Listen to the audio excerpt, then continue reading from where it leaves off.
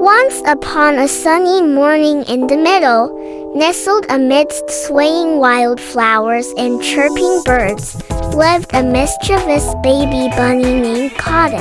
Cotton was known far and wide for his insatiable appetite and knack for finding trouble. One bright day, as the meadow was bathed in the golden hues of dawn, Cotton woke up with a rumble in his tummy. He scampered around, nibbling on tender shoots and plump berries, but nothing seemed to satisfy his hunger. His poor mother, Mrs. Hopper, was at her wits' end trying to keep up with her little one's voracious appetite. "Cotton, dear, you've had enough carrots for breakfast. Please don't eat all the strawberries too," Mrs. Hopper pleaded gently, her ears drooping with exhaustion. But Cotton was not to be deterred. With a gleam in his eye, he spotted a patch of the juiciest strawberries just beyond his reach. Ignoring his mother's warnings, he hopped over and began gobbling them up greedily, one after another.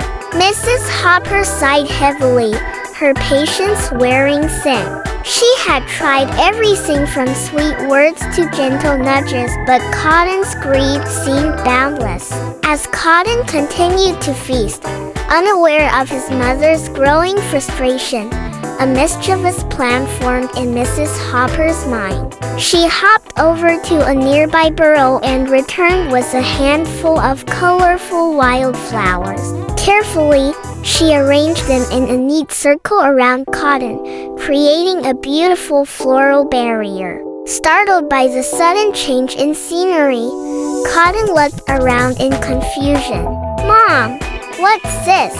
he asked, his mouth still full of strawberries.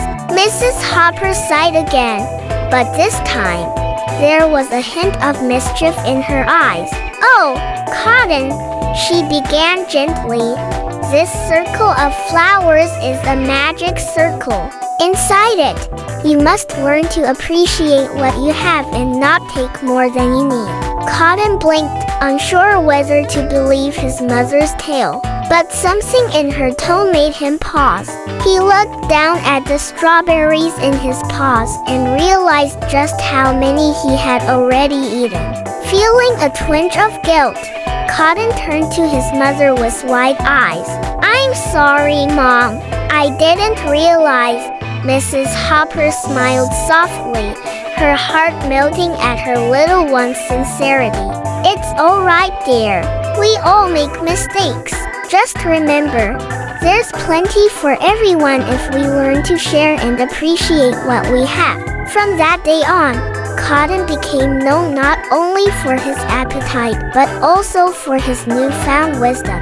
Whenever he felt tempted to indulge in too many treats, he would remember the magic circle and share with his friends instead. And Mrs. Hopper?